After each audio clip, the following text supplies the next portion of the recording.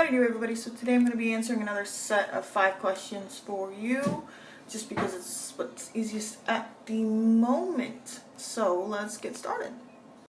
Not really per se. If he does, he does. If he doesn't, he doesn't. I mean, at best, he'll walk away and go where he's supposed to go, away from me, which is what's supposed to happen. Because I don't want to have to deal with anything. But he's also not allowed to send any of his friends after me either, so that's another bonus to that. And I mean, if he does do anything, it's not like he'd be able to get away with it all too well. I've not kept him from seeing his daughter. He ended up basically, he was the result of his own stupidity, creating a problem, trying to be snarky in probably the worst possible place to become snarky and argumentative.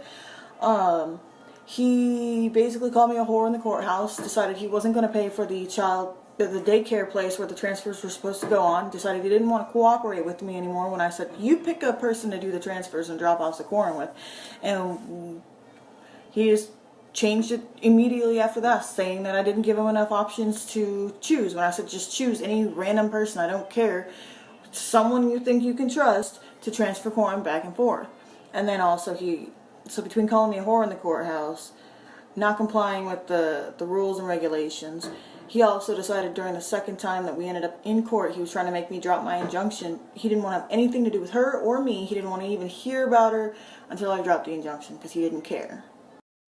I decided that it would probably be easiest for me to just try my best to not let it get to me while explaining it. I also was told that from a few of my friends who had experienced something similar, that it is a little bit triggering, more so, to see a woman who has been battered and abused. For them, it triggers them all over again, even worse than if I were just trying my best not to be affected by it, or at least not act affected by it. But I'm also aware everybody processes everything differently, so I've never been one much for crying out in public or on video. I've always found crying on video a little bit counterproductive, so to speak, just for myself. It just doesn't help me, so there'd be no point for it.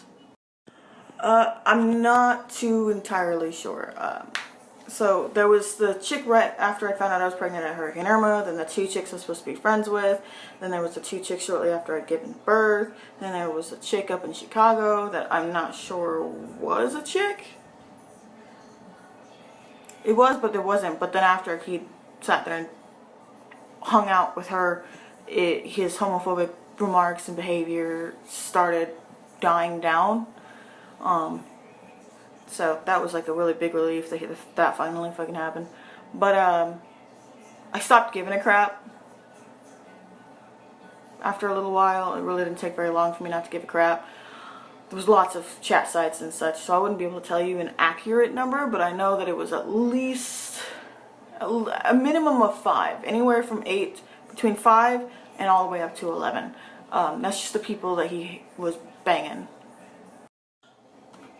Nope. Can't say that I would even recommend him for people that I don't like, because here's the thing. He's good at being friends. He's good at playing nice. He's good at twisting situations and making himself seem like really he was the good person in all of it.